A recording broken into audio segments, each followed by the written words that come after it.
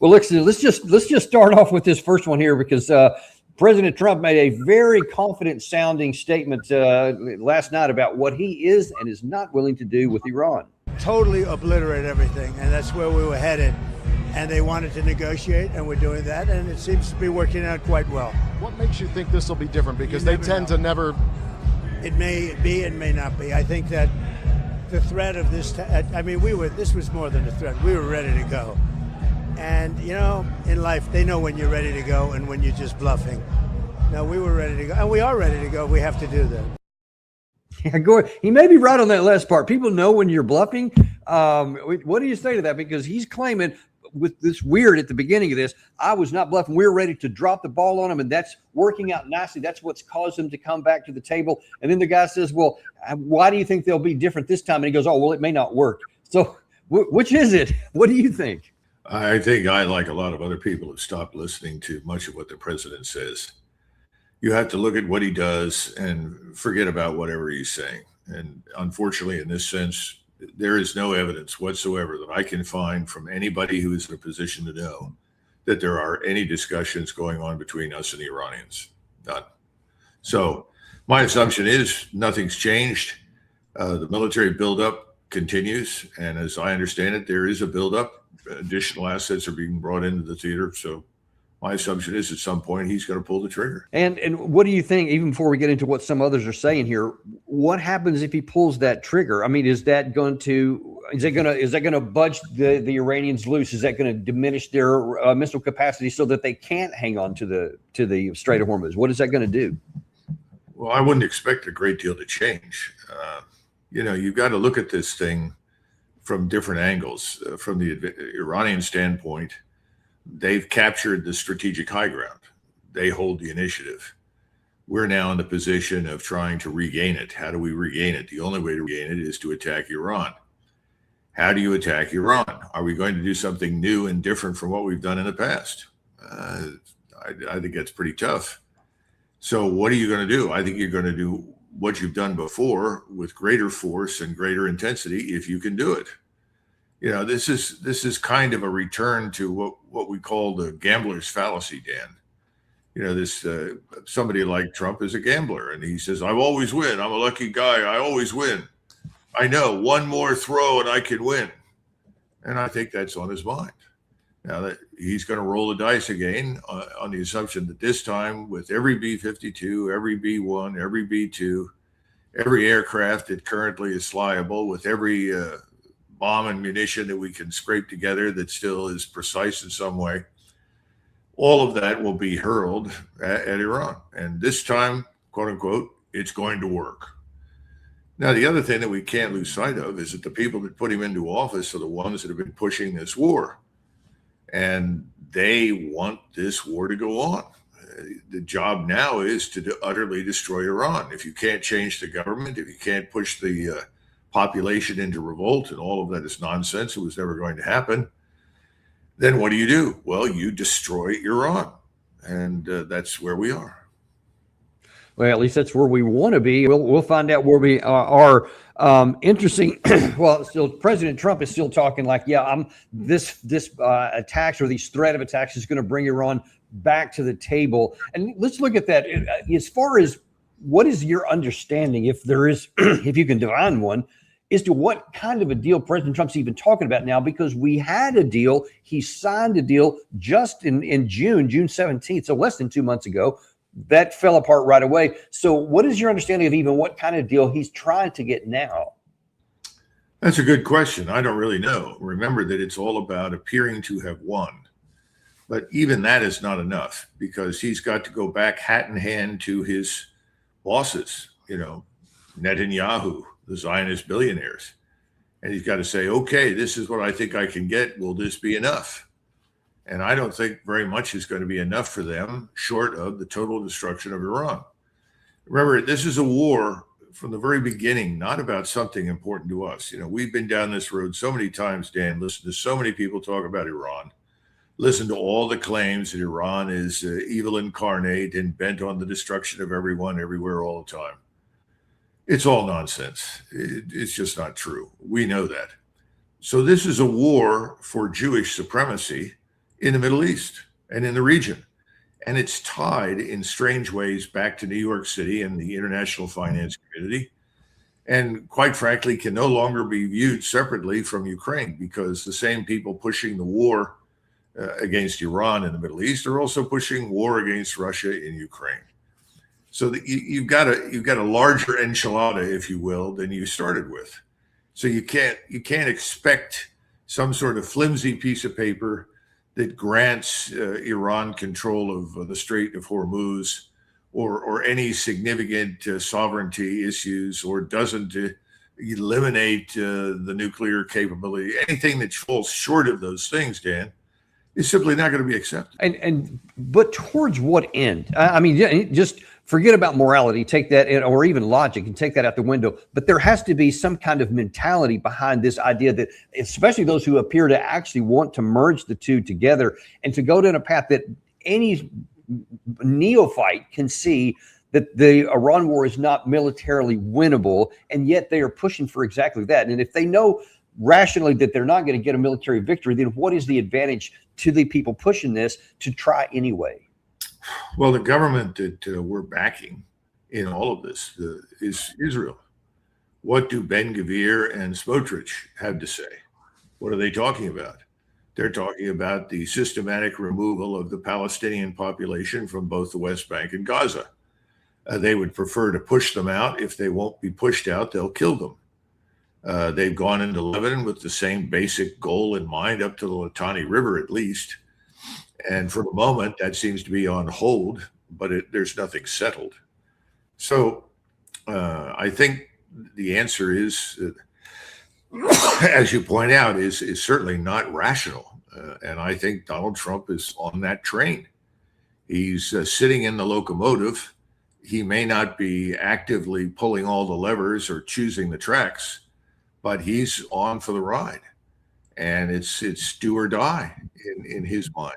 I think it's do or die in the minds of the Israelis and their backers here in the United States. And anybody who disagrees, of course, is an anti-Semite, a Jew hater, or some other nonsense. But I think it's wearing thin. You know, we had this Grinkevich, the Army general. I don't know if he's an Army general, Air Force general, who is over in NATO, and he said he's got to make a choice between defending Israel and defending the United States if he doesn't get another destroyer. It sounds a bit over the top, but I think he was trying to make a point on a larger scale. I'm surprised he's still on the job. I think that's where we are. So if you're looking for a rational explanation, you're not going to find it. There's nothing rational anymore. Just continuing war. Well, somebody who seems to be in that camp and in that school of thought is General Jack Keane, who here is going to be talking about, you know what? Forget about a deal. I don't want any deal. I've always been opposed to the deal, even if it was perfect. Yes. Let's assume there is a deal here. We cannot do what we did with the memorandum of understanding and remove sanctions immediately. Right. No money, no funding, no relief of unfrozen assets, none of that. That has to be kicked down the road, and we have to absolutely see some fundamental change in Iran's behavior. Yes. Restriction on ballistic missiles, no support for proxies are the other two major issues here as well. That's not on the table here for this construction. But before we give up money, they should. So he is, I mean, just flat out. We are saying, let's go back to unconditional surrender. That's exactly what he's describing there. But he's supposed to be General Jack Keane. He's supposed to know that there is no military path, especially with bombs only, especially with our inventories. We'll get to that in a second. He should know that, and yet there he is, emphatically said. I think that, Doug, that he recognizes the same thing you do, that Trump has kind of wavered, so he's trying to push him over the top to don't even have a deal, go back to military strike. Look at a number of things. First of all, I mean, because you bring up General Jack Keane on a routine basis, you probably should go into public records and pull up all of his investments, his interests, his income, and so forth, and you'll discover that he's part of the same community that Larry Kudlow lives in New York City. That community is committed to everything that Jack Keane and Larry Kudlow explained. That particular community right now controls the White House and the Hill. So he's really preaching to the choir. Now, to the rest of us in the United States, that are not part of that community, we find this irrational and self-defeating. But I think, in his view, there's nothing to be gained by becoming rational at this point. Look at the performance of the big five industries in the defense sector. Look where they were in 2022 and where they are today. You're talking about jumps from $22 a share up to $70 a share and higher. My point is that a lot of money is being made by a lot of people, not just in the circle of the White House. We all know how that's been going. We've watched them short oil, and we watched Trump sort of create a culture of manipulation that allows people to profit from these crises and wars. This is all part of it. So there's no incentive for him to take the position that you and I do. You and I aren't profiting from these things, but they are. And I think that's the simple explanation. Now, Larry Kudlow, of course, is a little different because he's emotionally committed. This is more important to him than anything else. And he's going to sign on for anything that promises the total annihilation of Iran. And literally, that's what these people are talking about. My point is that's not going to happen. It can't be achieved. But that's what they're pushing Donald Trump to do. It's funny. If Jack Keane is outright saying I don't want any deal, let's just require forced surrender. There are others that seem to be a little bit more pragmatic, but maybe a little bit more immoral and unethical as well. Here is Jim Hansen. It's also on Fox News, and he's going to be saying, okay, this is out loud, by the way. Look, let's just tell Iran whatever they want to hear to get us to the midterms, and then we'll bring the hammer down. President Trump does not want to go into the midterms with chaos in the Middle East, no oil flowing, the markets in response to that. He needs to have Republicans retain control of Congress so that he has freedom of maneuver after the midterms. But that doesn't mean he's going to give them what they want. He can keep them at bay with military force if he needs to, if they're not willing to make a deal. Between now and the midterms, he'll mitigate what damage they can cause to oil prices and our economy, and he'll hope that they will sign some sort of a short-term deal. After the midterms, I wouldn't want to be them. So, he is literally saying, look, I know we've lied to them in the past and pretended to negotiations. Let's do it again and then just get to the midterms, and then with no more constraints, then we'll come in with the heavy weapons. How's that going to be received in Iran? Well, I don't know Hansen, what his background is and what leads him to these conclusions, but there's something we ought to agree on now right up front. If Donald Trump ended this war unilaterally on his own and said, this is it, I've gone as far as I can go, it's in the interest of the global economy as well as our own for this war to end, so I'm going to disengage our forces from this war, and began a slow, deliberate, and methodical withdrawal, he would be cheered from coast to coast, from the Atlantic to the Pacific. The overwhelming majority of the American electorate wants nothing to do with this war. They don't care about it. They don't want it. They don't care about it. So there's no loss for Donald Trump in that sense politically. So he's dead wrong. In fact, if he ended this flat out, as we just discussed, and got out, I think we'd probably see a different outcome in the midterms. It certainly would be better than it will be at this point. But he doesn't seem to understand that. And that's understandable because he's probably part of that bubble that we were talking about earlier. And you have this minority that has enormous financial power that is in control. They want this war of annihilation waged against Iran. End of discussion, full stop. They're driving it. And Trump owes them enormous gratitude for his position in the White House and his position in politics. And I still think to some extent he must be under some form of duress. It's interesting that what you say there is maybe more true than some even realize. This past weekend, I was at an event where pollster Rich Barris was speaking, and he and I had a sidebar conversation, and he expressed some of his real frustration because he had recently went to the White House and told President Trump exactly what you just said, that the numbers support what you said profoundly. He said, especially among his base, there is overwhelming support for just ending this war right now and moving on. And they don't care about any of those things. I mean, literally every word you just said was validated by the data and the numbers. And this is a guy that President Trump respects, because he's the one that got 2016 right when nearly all the other pollsters got it wrong. And it's puzzling him, and it's puzzling me why he's not making these decisions that are political winners for him, especially heading into the midterms, which makes me worried what you just said there, that maybe he's under duress for some other reason, which I can't divine. Well, remember, Tucker Carlson back in 2023 brought me on his show up at his residence in New England. And the first question out of his mouth was, do you think we're on the road to war with Iran? And I unhesitatingly said yes. Now, he subsequently went to the White House a couple of years later, met with President Trump, and then he reported after he'd met with him that Donald Trump fully understood the pitfalls. In other words, the problems with a war against Iran. He understood the risks. He understood the implications, even the ramifications strategically for us.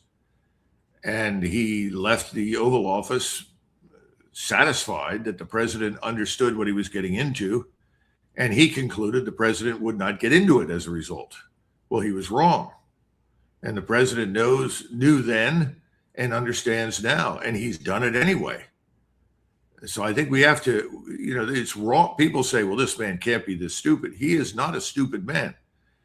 Emotionally unbalanced, there are a lot of problems there, but this is not somebody who's stupid. He may not be well read or well versed in the world that we live in overseas beyond our borders. But this man is not stupid. He understands what he started, and he understands what he's doing.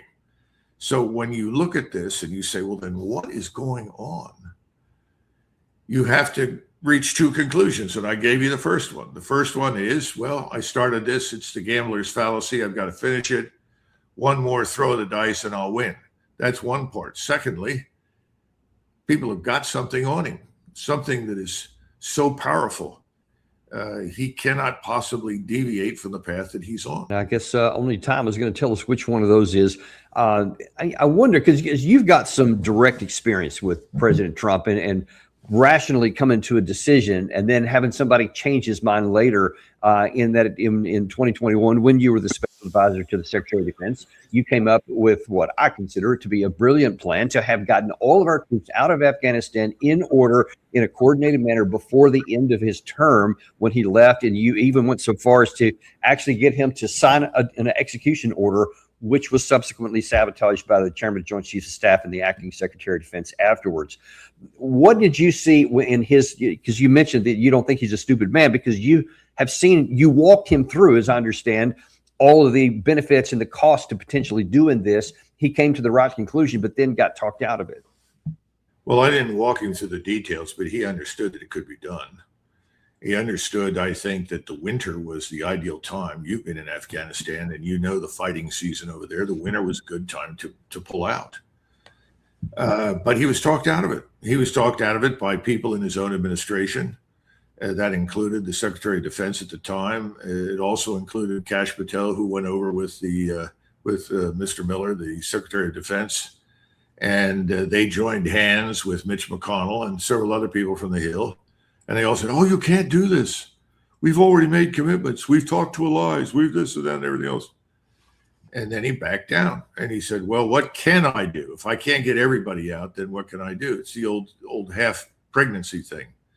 And that's a political problem. No politician wants to bring the child to full term and then be responsible for it. So he backed down.